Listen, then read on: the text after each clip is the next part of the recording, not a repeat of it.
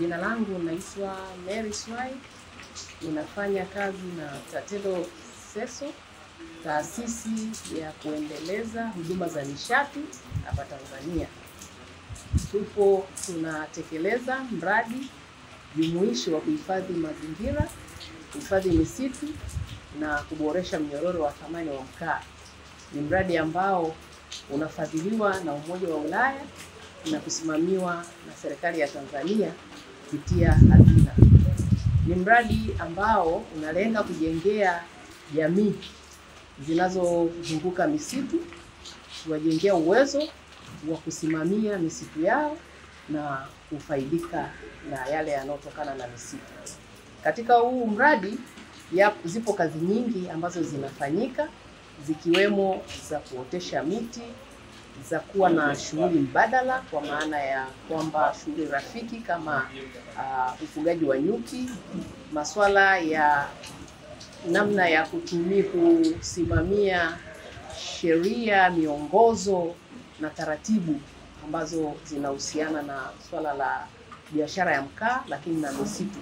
Kwa hiyo tunajitahidi kuweza kuelimisha jamii kuhusiana na hizi sheria, taratibu, miongozo inasema nini kuhusiana na uhifadhi wa misitu, lakini pia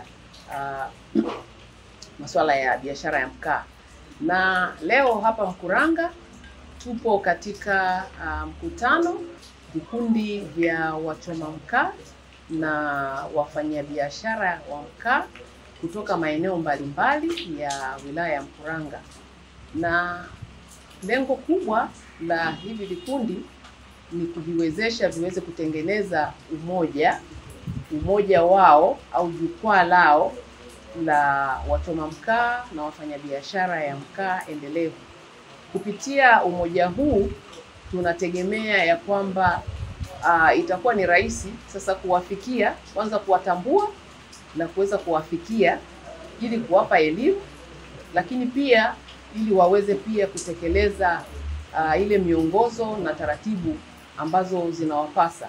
Kumekuwa na changamoto nyingi katika masuala ya misitu, na ndipo maana tunapoona kwamba kuna uholela, watu wanafanya biashara holela, hawapati taratibu ambazo zinawataka wao wafanye wanapochoma mkaa na wanapofanya hii biashara.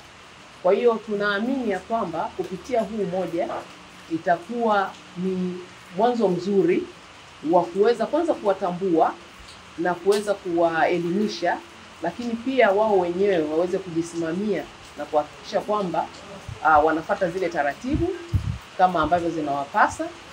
Na wakati mwingine pia itakuwa ni njia ya kuwasaidia wao kutatua zile changamoto ambazo wanakutana nazo katika kazi ambayo wanaifanya. Kwa sasa hivi msukumo mkubwa ni kwenda kwenye nishati safi. Kuna mkakati wa taifa ambao unataka ifikapo mwaka wa 2034 angalau 80% ya Watanzania wao wanatumia nishati safi. Lakini tuna hiki kipindi cha mpito. Kipindi cha mpito maana yake ni nini? Tunafahamu ya kwamba katika kipindi hiki takwimu zinaonyesha zaidi ya 80% ya Watanzania bado wanatumia nishati ya kuni na mkaa. Kwa hiyo wakati wanapoendelea kutumia wakiwa wanahama, basi tunategemea katika kuchoma angalau wachome kwa kufuata zile taratibu, watumie makanuni ambayo yana ufanisi, lakini pia wale wanaokwenda kutumia mkaa waweze kutumia majiko ambayo ni banifu. Kwa hiyo huu mradi unataka kuwezesha hawa wahusika kwa maana ya wachoma mkaa wanapofanya hicho wanachokifanya kwa sasa hivi, basi wafanye katika hali ambayo madhara yatakuwa ni kidogo tofauti na wanavyofanya. Maoni yangu, watu watumie hivi vifaa ambavyo ni sanifu, kwa maana ya kama bado anatumia mkaa lakini wakati anatafakari kuondoka kwenye mkaa, basi ahakikishe kwamba anatumia majiko ambayo ni sanifu. Kwa jina naitwa Kasim Mubalitonya, mwakilishi wa TFS au wakala wa huduma za misitu ofisi ya Mkuranga. Nimekuja kwenye uzinduzi wa jukwaa la wafanyabiashara wa mkaa endelevu. Mimi binafsi kama mwakilishi wa ofisi ya TFS wilaya nashukuru kwa kuanzishwa kwa hili jukwaa, kwa sababu kama TFS wakusanyaji wa mapato ya serikali, kuanzishwa kwa majukwaa kutatusaidia sana kuwatambua wafanyabiashara, na wale ambao hawataingia kwenye mfumo maana yake watakuwa ni wahalifu. Kwa hiyo sisi itakuwa ni rahisi sana kuwapata.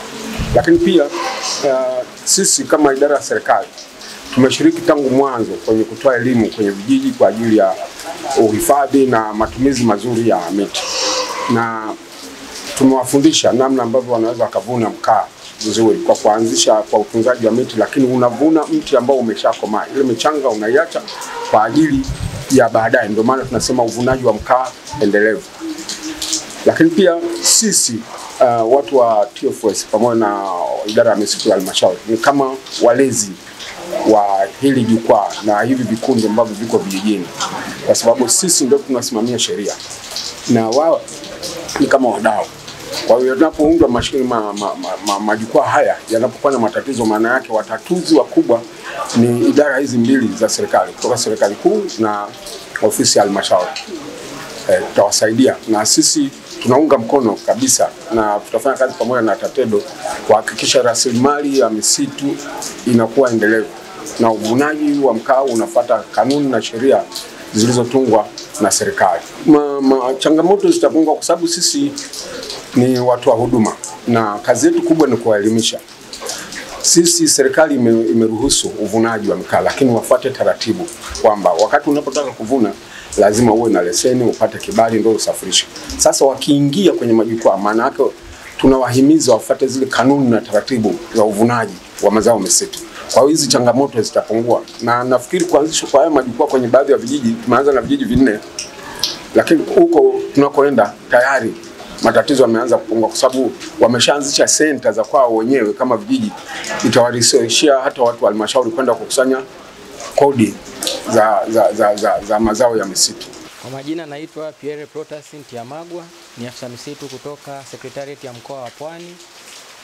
Leo tuko hapa Mkuranga pamoja na taasisi ya TATEDO SESO, taasisi inayotekeleza mradi wa kuimarisha mnyororo wa thamani wa mkaa katika halmashauri 5 za mkoa wa Pwani ambazo ni Bagamoyo, Mkuranga, Kisarawe, Kibiti na Rufiji.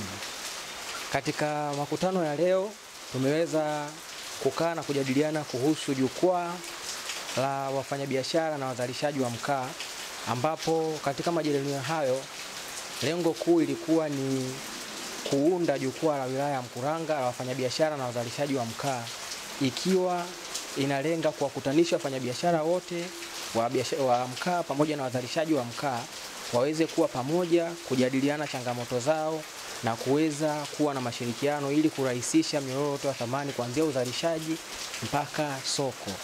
Na katika siku ya leo tumefanikiwa kuunda jukwaa kutokana na vikundi 4 vya wazalishaji na wafanyabiashara wa mkaa vilivyopo hapa Mkuranga, na baada ya uundwaji wa jukwaa hili tunatarajia mambo mengi yanaweza kaimarika katika mnyororo wa thamani wa mazao ya mkaa.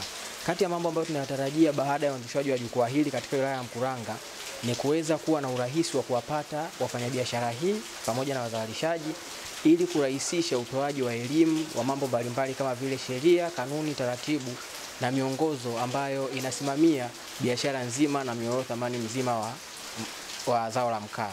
Kwa jina naitwa Mary Mushi, niko idara ya maendeleo ya jamii, nashughulikia mambo ya kusajili wa vikundi majukwaa.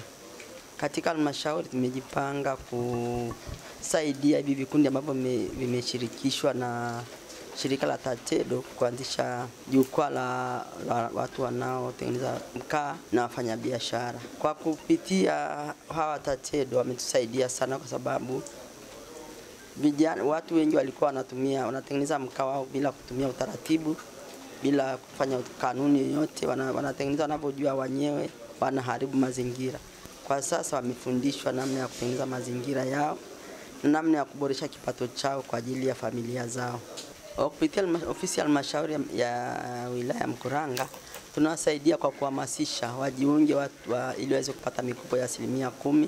Mimi ninaitwa Rosina Obedi Kasela, ni mwanafunzi wa mafunzo haya ambaye nimefika hapa, natokea Kibudi.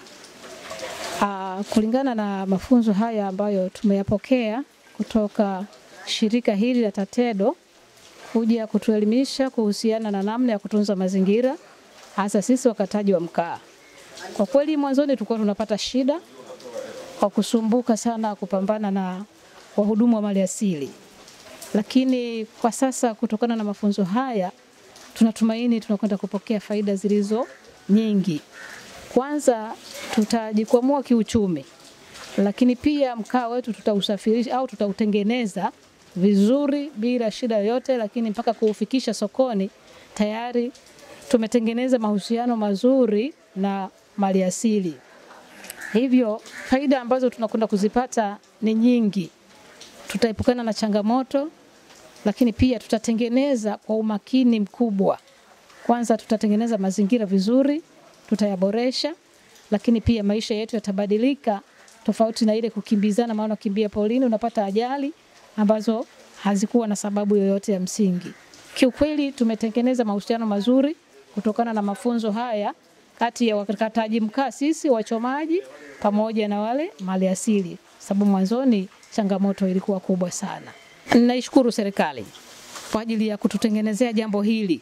Limekuja kutuhamasisha na kututoa katika hatua ya chini kutuweka katika hatua ya juu.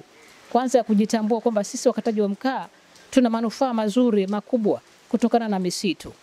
Naomba niwahamasishe wakataji wote wa mkaa waje wajiunge na kundi hili la kuboresha mazingira, kwa sababu wakiendelea kukata miti holela tutaendelea kuingia katika jangwa.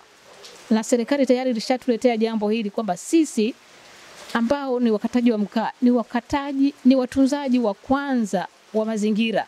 Sisi tukitunza mazingira tuliyoko huku kwenye kukata mkaa, tutakata mkaa kwa manufaa zaidi, lakini pia tutaboresha mazingira, yatakuwa katika hali nzuri.